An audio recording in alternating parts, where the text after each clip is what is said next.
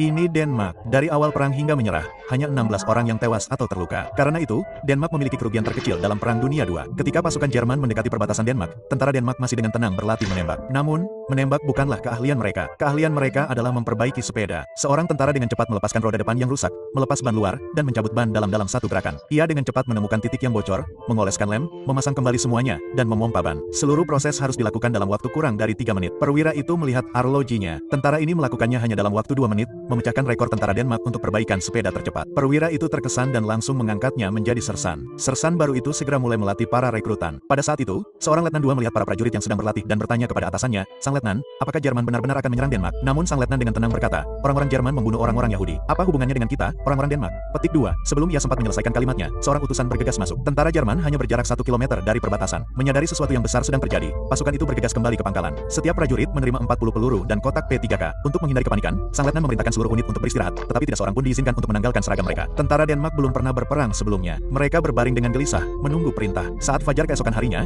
Jerman melancarkan serangan mendadak ke Denmark. Mereka bergerak cepat menuju ibu kota, Copenhagen. Alarm berbunyi di kamp tentara. Para prajurit berlari menuruni tangga dan berkumpul dengan cepat, masing-masing menuju sepeda mereka sendiri. Kali ini, Denmark mengirimkan pasukan terbaik mereka. Satu unit sepeda beranggotakan 100 orang berkumpul dan menuju medan perang. Mereka bersepeda selama 2 jam, tetapi hanya berhasil menempuh jarak beberapa puluh mil. Mereka bahkan belum mencapai perbatasan ketika mereka mendengar suara mesin di kejauhan. Tentara Jerman sudah dekat. Letnan itu mengeluarkan peta dan memutuskan untuk bertahan di sana. Ia membagi unit itu menjadi 3 bagian. Satu regu menjaga sungai di sebelah kiri, regu kedua menjaga hutan di sebelah kanan, dan regu ketiga membawa senapan mesin untuk menjaga lereng. Setelah rencana disusun, para prajurit Denmark bergerak ke posisi masing-masing. Perlengkapan mereka tidak bagus, tetapi disiplin mereka kuat. Sambil mengayuh sepeda, mereka berlari cepat ke tempat penyergapan yang telah ditentukan. Tim senapan mesin segera bersiap. Mereka mengambil senapan dari sepeda, memilih tempat tersembunyi di antara pepohonan, memasang tripod, dan memasang senapan. Penembak itu jelas merasa gugup. Itu adalah satu-satunya senapan mesin di seluruh unit, satu-satunya harapan mereka untuk menghentikan kendaraan lapis baja Jerman. Asistennya bergegas mengisi magasin, menarik baut, dan menyiapkan senapan. Kemudian ia mengangkat teropong dan menunggu dengan gugup sampai tentara Jerman muncul. Namun sebelum pertempuran dimulai, 3 prajurit baru mengambil senapan mereka dan mencoba melarikan diri. Mereka terlihat oleh seorang perwira, jadi mereka merunduk ke dalam hutan dan berpura-pura membidik jalan. 2 orang di antara mereka bersembunyi di dalam lubang yang dalam, mengira mereka sudah aman. Namun, perwira itu tiba-tiba muncul di belakang mereka. Ia tidak memarahi mereka. Sebaliknya,